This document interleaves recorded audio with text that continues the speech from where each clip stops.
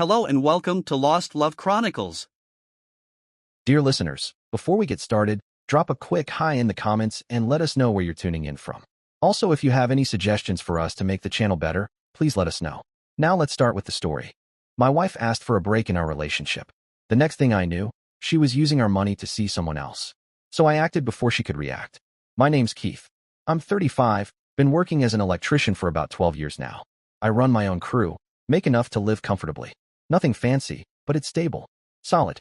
My wife, Samantha, she's 32, works in marketing at a mid-sized tech company downtown. One of those open office places with kombucha on tap and meetings where they throw around words like ideate and synergy. We've been married 5 years, together for 7 in total. No kids yet. Talked about it a few times, but there was never any real urgency. You know how it is, life gets moving, and before you know it, it's just another thing you'll get to later. I met Samantha at a friend's housewarming party in 16. I don't usually approach women at events like that. Too loud, too many people trying to impress each other. But there was something about her. She was smart. The kind of smart that doesn't just talk at you, but with you. She could go from breaking down the latest political mess to talking about the Dodgers bullpen like she was born in the dugout. And she had this approachable kind of beauty, not that filtered Instagram kind or the high-maintenance type you see in magazines. She was just real. The kind of woman you want to wake up next to. The kind that makes coffee in an old sweatshirt and looks better than anything you could have dreamed. We came from different worlds. Her with her college degree and modern office full of glass walls and snack bars. Me with my steel-toed boots, work pants that always smelled like copper or insulation, and hands roughed up from years inside walls full of wires. But it worked. She never made me feel less for not having a degree. Never once treated me like I didn't measure up. A year in, we moved in together. By year 2, I got down on one knee and asked her to marry me. She said yes with tears in her eyes, and we got married that spring. Life was good, really good, which is why what happened last Tuesday hit me like a concrete slab to the chest. I was sitting at the kitchen table, half a slice of leftover pizza on my plate, scrolling through my phone, mostly junk, sports highlights, a meme or two. Samantha was across from me, finishing up some work emails on her laptop. It was a normal evening. Nothing strange, nothing tense. We had just gotten back from a weekend camping trip. We'd laughed a lot, gotten lost on a hiking trail, even argued playfully about who forgot to pack the extra batteries. There'd been intimacy, real conversations. It had felt like us. Then, she closed her laptop. I didn't even look up until I felt the silence. She was staring at me with this expression I couldn't place. Not angry, not sad, just removed. "Keith," she said. "Yeah." I replied, still scrolling. "I think we need a little break." I stopped chewing. "A break from what?" I asked, blinking at her. "From this. From the environment. From all of this," she said, gesturing vaguely around the room. "I need time to clear my head. Figure some things out." I leaned back, my heart starting to race in that slow, creeping way. "Figure out what?" I said, my voice tight. "Did I do something wrong?" She shook her head gently, her voice dipping into that familiar, careful tone, the kind people use when they're about to say something they've rehearsed. "No, it's not that. It's not about you," she said. "I just feel like I'm losing myself in the routine. I love you, but I need space to rediscover myself outside of the marriage." That's what she said. Just like that. Calm. Direct. I sat there, stunned.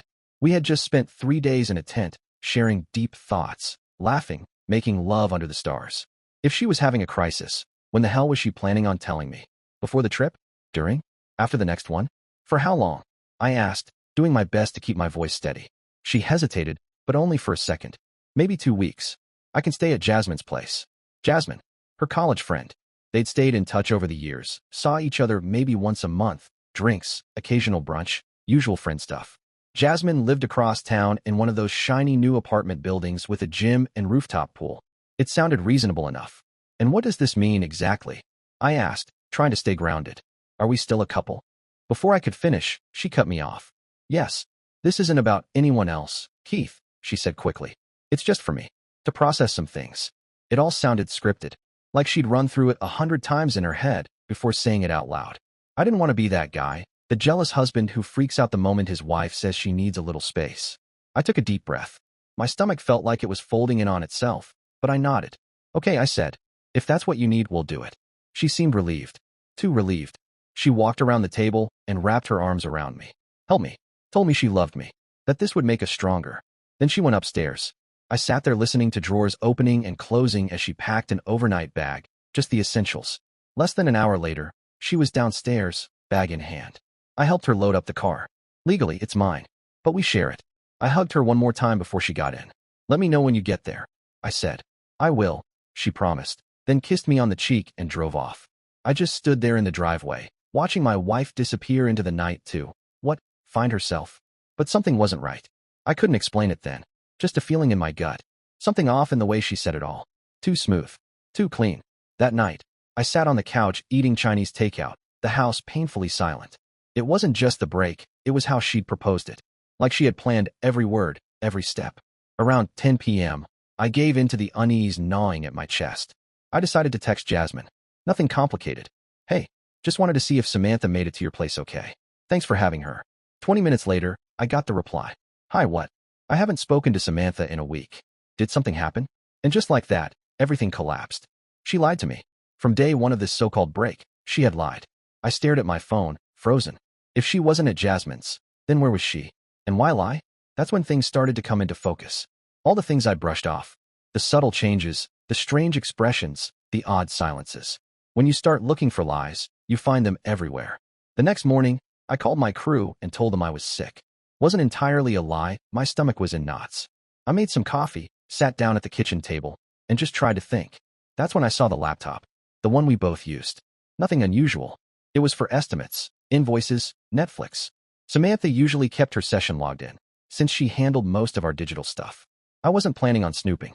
That wasn't the kind of husband I ever wanted to be. But after Jasmine's message, the one where she said she hadn't even spoken to Samantha in a week, something inside me snapped. So I opened the laptop. The main screen came up, and I moved the cursor toward the browser to check our bank account, just to see if there were any odd charges, maybe something that could point me to where Samantha had actually gone. That's when a Slack notification slid in from the corner of the screen. From someone named Jacob Morgan, a coworker of hers. I'd heard the name before, just in passing.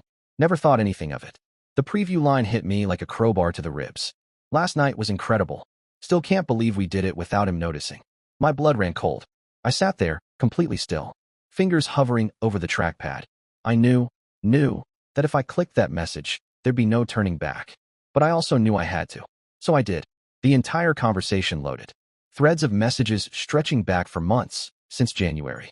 While I was out working 12-hour days, running cable through crawl spaces, sweating through 2 shirts a shift, she was off planning client meetings that turned out to be little more than check-ins to confirm hotel reservations. I kept reading. I don't know why I kept reading. Maybe part of me still didn't believe it, thought I'd find some kind of rational explanation. But it only got worse. Some of the messages are burned into my brain.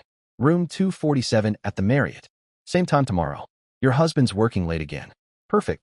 Dying to taste you again. There were photos too. I won't describe them. But they weren't work-related. They weren't even private. They were vulgar.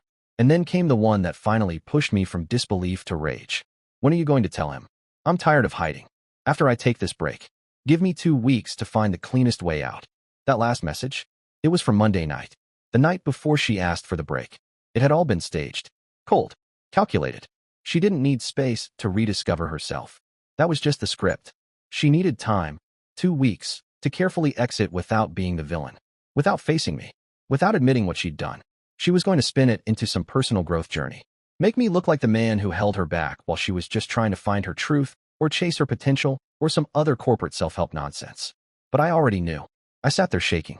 Angry. Humiliated. Betrayed. Still, I screenshotted every message. Every photo. Every timestamp. I wasn't thinking like a husband anymore. I was thinking like a man who needed evidence. Cold, unshakable proof. Then I opened our shared calendar and the bank account. And that's when things started to align, perfectly. That so-called client dinner she had last month? A $170 hotel charge popped up that same night. That creative team offsite. A $600 cash withdrawal. Right near Jacob Morgan's building. Yes, I looked up his address. Girls' night with Jasmine. Another hotel charge. $230. Different hotel, same pattern. Once I knew what to look for, it was like seeing in color for the first time. Everything made sense. Every excuse to be out late. Every weekend meeting.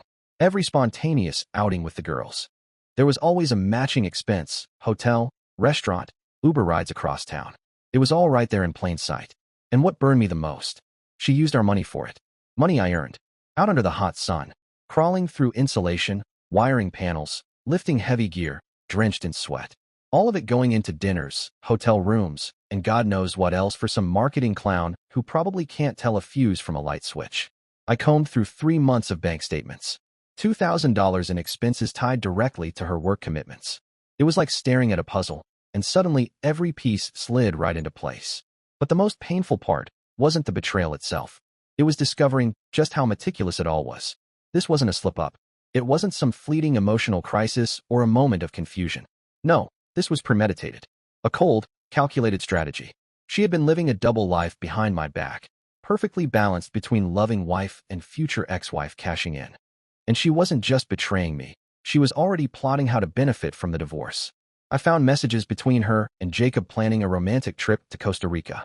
Yeah, Costa Rica. Using money from our savings account. Her exact words still echo in my head. After our marriage naturally ends. After. Like it was a storm they were both patiently waiting to pass. They'd go off together and enjoy themselves. Jacob even sent her links to articles, actual articles, about how to gain the upper hand in a separation. Very romantic, right? Nothing says love like legal strategy and asset division tips. While I was at work, she was fantasizing about sipping cocktails on a beach with him, on my dime. They had it all lined up. She'd get half in the divorce, claim spousal support because I earn more, and then just disappear with him. Instead of blowing up, I found myself going still. Calm. But not the kind of calm that comes from peace. No, this was the dangerous kind. The kind that comes when you stop reacting and start thinking. That's when it hit me. I had 2 options. Beg her to stay. Promise to change. Swallow my pride and try to salvage something that was already a lie. Or I could act. Intelligently. Strategically. I chose the second. By Thursday, I had it all mapped out. Nothing emotional. Nothing impulsive. A clean, legitimate, bulletproof legal plan.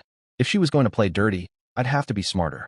I started by searching for lawyers who specialize in divorces involving infidelity and asset protection. I dug through reviews, articles, forums, anywhere people talked openly. One name kept coming up, Joanna West. Clients said she was no nonsense. Smart. Tough but fair. She had a reputation for standing her ground and not letting cheating spouses walk away with a reward. Her office was downtown, in one of those all-glass buildings that scream billable hours. Parking alone cost more than a steak dinner, and walking into the lobby with my work boots and worn jeans, I felt like a mechanic crashing a boardroom meeting. But the receptionist greeted me kindly, and to my surprise, got me an appointment that same afternoon. Joanna West was exactly what I needed. Late 40s, sharp eyes that missed nothing. Her posture, her voice, everything about her screamed experience and control. Her office walls were lined with awards, degrees, framed articles. One plaque near her desk read Family Lawyer of the Year. She didn't waste time. "What's your situation?" she asked, folding her hands on the desk. I didn't hold back. Told her everything. 5 years of marriage. No kids. My wife, Samantha, involved with a co-worker named Jacob. The so-called break she asked for was just a cover to prep for her exit. I told her I wanted to protect what was mine, what I'd built before the marriage, and everything we built together. She listened closely, occasionally jotting something down. "Do you have proof of the infidelity?" she asked. I pulled out my phone and opened the folder of screenshots. Messages, photos, hotel bookings, dates, bank charges. She went through them silently, page by page, scroll by scroll. When she got to the messages about the Costa Rica trip, she finally reacted. A small, satisfied smile. "This is excellent," she said, finally looking up. "Your state allows for at-fault divorce due to adultery. That eliminates the possibility of her demanding alimony. Plus, there's clear evidence she used marital funds to maintain the affair, which is considered dissipation of assets." I blinked. And what does that mean in plain English? It means she owes you every penny she spent on hotels, dinners, and cash withdrawals while she was cheating on you, Joanna said, matter-of-factly.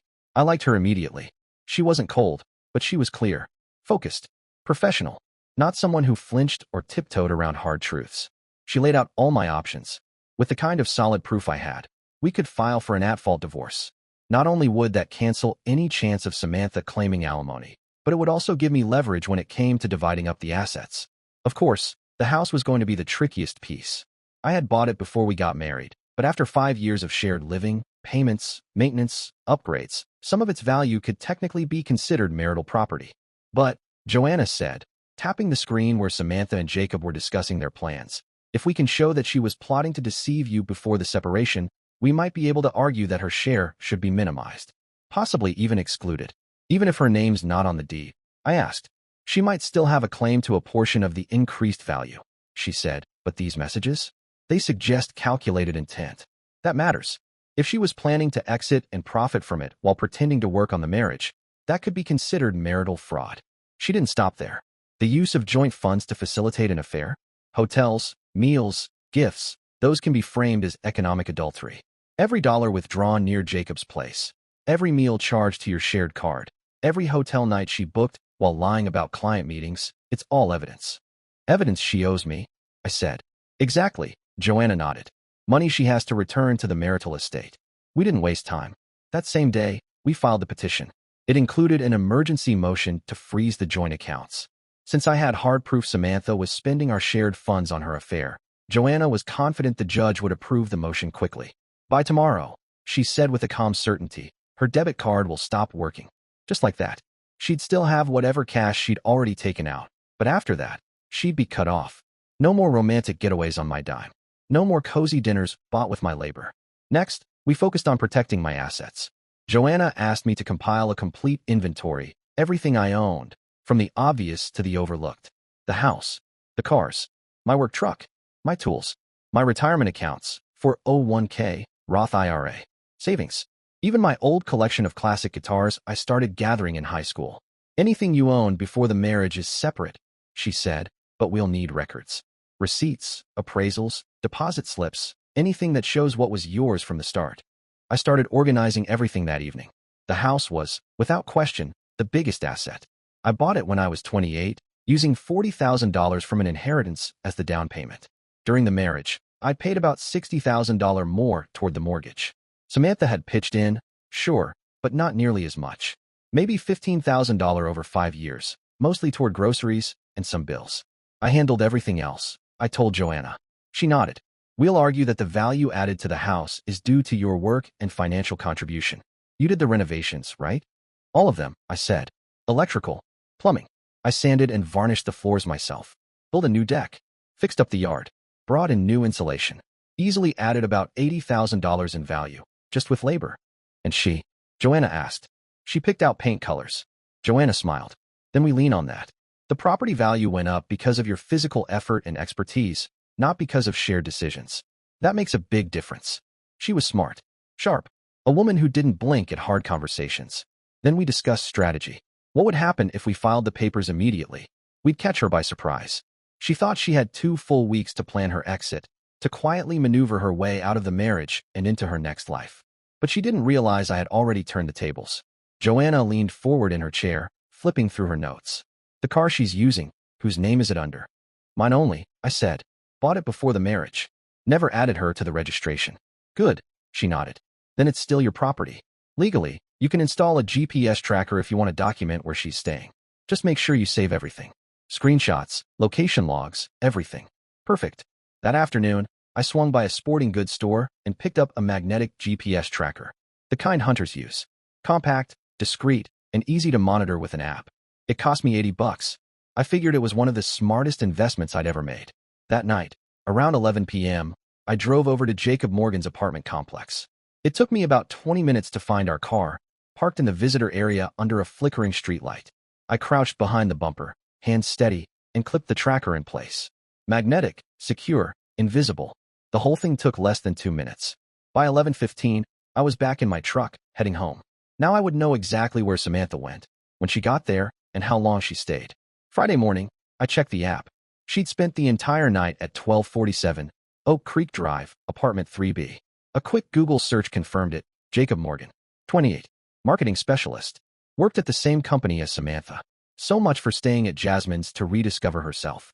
On the first night of her so-called break, she was already shacked up with her affair partner. But here was the best part. I now had GPS evidence. Time-stamped. Backed up. Her arrival, her stay, her departure. Every movement logged and archived on my phone. At noon, Joanna called. The judge approved our emergency motion, she said. Samantha's access to the joint accounts will be frozen as of 2 p.m. today. She won't see it coming, I said. She'll probably call you upset, Joanna warned. Don't react. Don't admit anything.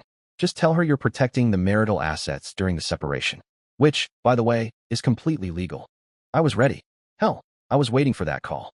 Sure enough, the tracker showed her leaving Jacob's apartment around 3 p.m., likely heading to work. I figured she'd eventually try to use her card. Didn't take long. At 4:47 p.m., my phone rang. Her custom ringtone blared, sharp and familiar. I picked up. "Keith, what the hell did you do?" she blurted out, no greeting, no pretense. "My card just got declined at the grocery store." I kept my voice steady. "Calm." "Oh, that," I said. "I froze our joint accounts." "What? What?" "I'm protecting the marital assets during the separation period. It's standard procedure. If you want, you can contact my lawyer. I'll send you her details." "You can't do that. That money is mine too." "Actually, I can," I replied, still cool. "And I did. You wanted space, remember?" I said, my voice steady. "Well, this is what space looks like when you're married. Separate finances until we decide what we're doing." She went quiet. A few seconds passed, enough time for it to sink in. Her plan to fund her affair using our shared money had just crashed headfirst into a wall she didn't expect. "This is absurd, Keith," she finally said, her voice rising. "For what?" I asked, still calm. "I thought you were at Jasmine's." Reflecting. "How much money does it take to find yourself?" Another silence. Longer this time. She was clearly trying to come up with some version of the truth that didn't sound like an outright confession. "I need money for gas. Food. Basic things." "You've got your personal account," I reminded her. "With your salary. Use that." "I only have, like $200. And there it was. Confirmation. She'd been relying almost entirely on our joint account, my income, while stockpiling her own funds in a separate account. Very thoughtful of her. "Sounds like a budgeting problem," I said flatly. "Maybe this separation will help you learn to manage money better." She hung up without another word. The next morning, I checked the tracker. She was still at Jacob's. Apparently, her deep process of self-discovery included multiple nights wrapped in the comfort of her co-worker's apartment. By Sunday afternoon, I got another call from Joanna. "More good news," she said. "Samantha's hired a lawyer." That didn't surprise me. It confirmed what I already suspected, that this entire spontaneous break had been planned long in advance. Her representative reached out. Joanna continued. "They want to talk about temporary financial support during the separation." "And what did you tell them?" I asked. "That we'd be happy to discuss it, just as soon as her client stops committing adultery and spending marital funds to do it." That shut the conversation down. Quickly. After that, Samantha's movements became more erratic. The tracker showed her bouncing between Jacob's apartment, various ATMs, probably trying to hit the daily withdrawal limit, and places like the grocery store, a department store, even a gas station. It was clear she was scrambling to get her finances in order, scraping together whatever she could now that the safety net had vanished. At 3 p.m. on Sunday, she showed up at our house. I saw her from the living room window. She sat in the car for a good 5 minutes, hands gripping the steering wheel, probably rehearsing whatever she was about to say. When she finally got out, I could tell she'd been crying. Her hair was a mess. She was still wearing the same clothes from 2 days ago. She looked wrecked. Not angry. Not smug. Just like someone whose perfectly crafted plan was slowly collapsing under its own lies. She rang the doorbell, even though she still had her keys. I guess that was her way of being respectful. A small gesture. Too little, too late. But I acknowledged it. "Hi, Keith," she said as I opened the door. Her voice tried to sound calm, but it wavered. "Can we talk?" "Sure. Come in," I said, stepping aside.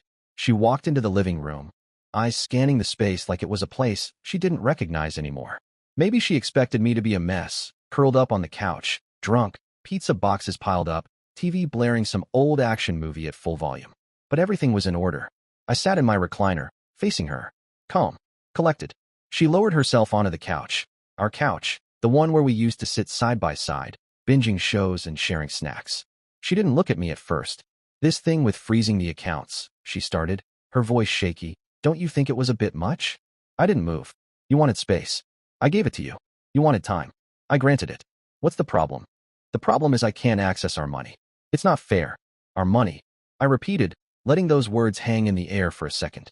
Interesting choice of words. "Tell me, Samantha, what have you been spending our money on since you asked for this break?" Her eyes flicked up to me, startled, like a deer in headlights. "What do you mean?" she asked, playing dumb. I said slowly, "You asked for a break on Tuesday night. By Wednesday, there were hotel and restaurant charges showing up on our account. That was pretty quick for someone who was supposedly just staying with Jasmine to reflect on her life." Her face changed, dropped, really. The color drained. She looked like a child caught stealing from the cookie jar. I don't know what you're talking about," she stammered, visibly nervous. "Really?" I said, raising my eyebrows. "Because I spoke to Jasmine on Thursday night. Funny thing, she said she hasn't seen you in over a week. So either Jasmine is lying, or you are." I leaned forward slightly. Which one do you think it is? She stared at me, jaw working, but no sound coming out. Her mouth opened once, closed, opened again, like she had a dozen stories queued up, but none that would work under pressure. Keith, can I explain? Oh, I'm sure you can. I cut in. You were always good at spinning stories. But before you get into your version of events, there's something you should see. I reached behind the recliner and pulled out the manila folder that had been sitting there since Friday. Quiet. Waiting. I placed it gently on the coffee table. She looked at it like it might bite her. Inside were the printed messages between her and Jacob Morgan. The screenshots. The timelines. The photo logs. Hotel bills. Calendar events. All of it, laid out in order. Evidence. What is that? She asked, voice cracking. This, I said, sliding it across the table toward her. This is what I've been investing my time in, while you were out finding yourself. She hesitated. Then, with shaking hands, she opened it. The first page showed her earliest exchanges with Jacob, dated all the way back to January. Her eyes skimmed the lines, then slowed. Her face shifted, first confusion, then horror, then full-blown panic. She knew. There was no way out. Keith, this isn't what it looks like, she whispered. Oh no, I said, folding my arms. Because it looks like you've been cheating on me since January. It looks like you've been using our money to do it. And it looks like you planned to leave me while pretending to reflect. It's all taken out of context. She tried again, desperate now. Really? I leaned in. Then explain to me what context justifies phrases like, I can't wait to taste you again, or your husband is still working late, lucky me. I'd love to know what alternate universe those words mean something innocent. She flipped through the pages fast now. Her hands trembled as she saw it all. Every hotel bill matched with a message, every suggestive photo, every detail, including the plan for a Costa Rica getaway, funded by the money she thought she'd walk away with from the divorce. You invaded my privacy, she blurted out suddenly, hoping to pivot to some kind of victim narrative. Your messages were on the shared laptop, I said flatly. You left it open. There's nothing private about planning an affair on our family devices. That's when she broke. The tears came hard. Real ones this time. Not the crocodile kind she'd pulled in the past when things got inconvenient. No, these were real, panicked, crumbling tears. She wasn't in control anymore. Her story had shattered, and there was no version of it she could twist into something that made her the misunderstood one. Her entire narrative had collapsed, and she knew there was no way to spin it in her favor. I never wanted it to happen like this, she said through tears. Of course you did, I replied, standing up. You've been organizing this for months. The only thing you didn't plan for was me finding out. I reached behind the recliner again and pulled out another envelope. This one thicker, stamped with the letterhead of Joanna's law firm. Her eyes followed my hand, and when she saw the seal, her voice dropped to a whisper. Is that divorce papers? I said. They include charges for adultery, misuse of marital assets, and fraud. I paused. Oh, and Jacob says hi. Her hands trembled as she took the envelope. Just then, the doorbell rang. That must be for you, I said, walking calmly to answer it. The man waiting on the porch wore a suit, carried a clipboard, and had the unbothered look of someone who served legal papers for a living. Samantha? He asked, peering into the living room. That's her, I said. You've been served, he said, stepping forward and handing her another official copy. Have a good day. Then he turned and left like he was delivering a pizza, not a legal bombshell. Samantha sat frozen, 2 sets of legal papers clutched in her hands, her face completely blank. She looked like someone whose world had just caved in around her. And to be fair, it had. I walked back in and sat down. The joint accounts will remain frozen until this is resolved, I explained calmly. You'll have access to whatever's in your personal account. Your lawyer can explain the rest. My lawyer? She asked, confused. Yes. Mine spoke to yours on Friday, I said. Apparently, you hired him on Wednesday, the same day you started your famous personal retreat. Quite a coincidence, huh? She didn't answer. Didn't even try to spin it anymore. She knew the evidence had crushed every excuse she could possibly offer. And now where am I supposed to go? She asked, her voice breaking. I can't afford a hotel every night.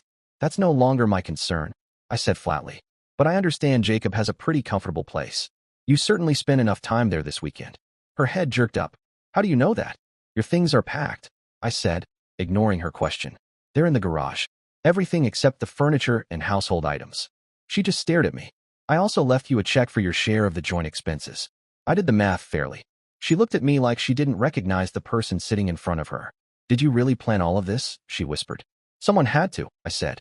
You were too busy planning your escape to think about the details. It took her 4 trips to load everything into the car. We worked in silence. She cried. I just wanted it over. When she finally finished, She stood in the driveway and looked back at the house, as if she knew it would be the last time she'd see it.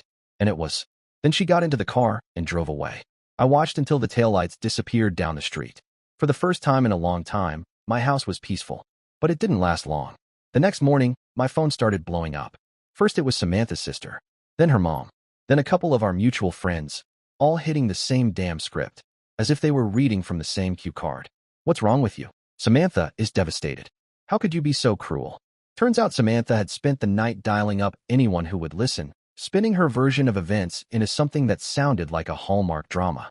According to her, I was a controlling husband who just couldn't handle her need for a little independence, that she asked for some time to work on herself, and I reacted like a lunatic, freezing bank accounts, calling lawyers, filing for divorce out of the blue. No mention of Jacob, of course. Not a whisper about the affair, the lies, the fake story about Jasmine, or how she used our money to sneak off to hotels and fine restaurants with a guy from work. No. In Samantha's version, she was just a brave young wife trying to grow as a person, only to be crushed by an unreasonably harsh, unsupportive partner. Even her mother, Savannah, had the gall to call me Monday morning. Keith, she began, using that signature condescending mother-in-law tone like she was already preparing to scold me. I spoke with Samantha. She's heartbroken. Don't you think you're overreacting a bit? I didn't say anything at first. I let her keep going. Marriage is about facing problems together, she said, not running to a lawyer at the first hurdle. The first hurdle? I repeated, flat. Tell me, Savannah, what exactly did Samantha tell you about this supposed personal retreat of hers? She told me she needed time to find herself again, she said confidently. That's completely normal for young couples. But you, instead of being understanding, went straight for divorce. That's not how marriage works. Her tone said it all. She truly believed what she was saying. Samantha had fed her the perfect little narrative. Her daughter, the misunderstood wife, the spiritual wanderer. And me, the impatient, reactionary husband. So I set the record straight. I didn't give her every explicit detail, but I gave her enough. Enough to crack the illusion. I told her about the made-up Jasmine story, the hotel receipts, the dinner charges, the hundreds withdrawn in cash near Jacob Morgan's building, the timeline, the messages, how the whole thing was orchestrated from the beginning. There was silence on the other end. For a long time. Do you have proof of all that? She finally asked. I have screenshots, bank statements, GPS location data, 3 months worth of documentation, I said. Samantha's lawyer already has copies. Another pause. I need to call you back, she muttered. Then the line went dead. I knew right then and there, Samantha's little house of lies was about to cave in. The next day, my phone rang again. It was her father, Russell. He and I had always gotten along well. Old school kind of guy. Worked construction his whole life. Believed in honesty, loyalty, putting in the work. A lot like my own dad. Keith, he said. But this time his voice? It sounded different. Colder. Savannah showed me the proof you gave her. Is all that true? Russell asked me, his voice heavy. Every word. I replied. If you want, I can send you copies so you can verify it yourself. He looked down and shook his head slowly, muttering under his breath. I gave that girl everything. Paid for her college. Helped with the wedding expenses. Always supported her dreams. And this is how she thanks me. I'm very sorry you had to find out this way. I said. I know it's not easy. He let out a bitter laugh. Dry, hollow, without a shred of humor. Not easy. You know what really hurts? Finding out my daughter is just like her mother. That one hit hard. Samantha's parents had divorced 3 years ago after her mom had an affair with her yoga instructor. Pretty original, right? Guess infidelity ran in the family. And Russell, he hadn't missed the pattern. It was written all over his face. By that evening, he was calling the rest of the family. The tone had completely changed. In a matter of hours, Samantha went from the misunderstood wife to a full-blown cautionary tale. What's wrong with that girl? Was the new refrain. Her support network? Collapsed like a house of cards. But that was just the beginning. On Wednesday afternoon, Joanna called me with an update. Samantha's lawyer wants to talk about settlement terms, she said. They're no longer interested in disputing the infidelity accusations. I sat up straighter. What kind of deal are they proposing? Basically, Joanna said, they want to minimize her financial exposure. She's willing to waive any rights to the house, retirement accounts, or spousal support in exchange for a quick and quiet divorce. I narrowed my eyes. Where's the catch? From a legal standpoint, there isn't one, she answered. She's accepting her guilt and giving up everything to avoid a public trial. Joanna paused. But something tells me there's more to it. She was right. There clearly was something more. By Thursday morning, I couldn't shake the feeling. So I decided to do a little digging, this time into Samantha and Jacob Morgan's work environment. They worked at one of those shiny tech startups that brag about their company culture, endless perks, trendy job titles, and the words integrity, ethics, and values plastered all over their website. I found their employee handbook online. They were always hiring, so most of the policies were public. Section 12.3 jumped out at me. The professional code of conduct clearly prohibited using company resources for personal relationships, submitting fraudulent expense reports, and engaging in any behavior that could negatively impact the company's image. Interesting, because all those Slack messages between Samantha and Jacob, they were sent during work hours, on company equipment, over corporate servers, and those client dinners and team meetings, they were actually romantic hotel stays. If they'd claimed any of those expenses for reimbursement, that wasn't just unethical, it was fraud. I pulled up Samantha's shared work calendar and cross-referenced it with her expense reports. She'd been careless, probably assumed no one would ever bother to look. But I looked, and there it was. Dozens of meals, ride shares, and trips that had no connection to legitimate work activities. I compiled everything. Every message, every false expense, every misused calendar entry, organized into a clean, precise file. Joanna helped me fine-tune it. Then we sent it, anonymously, but perfectly documented, to the HR department and the company's ethics hotline. The response was swift. By Friday afternoon, Jacob had been summoned to HR, and by the following Monday, he was cleaning out his desk, apparently claiming overtime while actually spending nights in hotels with a married coworker didn't go over too well. He violated at least 6 internal policies. On top of that, there were the false expense reports and, of course, the explicit Slack messages sent through company devices. Samantha lasted exactly 1 more week. They gave her a chance to justify the expenses, but she couldn't do it without exposing the relationship. And when they showed her the messages, ones I had forwarded anonymously, she broke down and confessed everything. They didn't just get let go. They were fired. For cause. Which meant no severance pay, no access to unemployment benefits. And they were flagged as non-rehirable in their employment records. But it didn't stop there. Turns out, the company takes ethical violations very seriously. So seriously, in fact, that they reported the situation to their commercial risk insurer. When employees commit fraud with company resources, it can void parts of the coverage.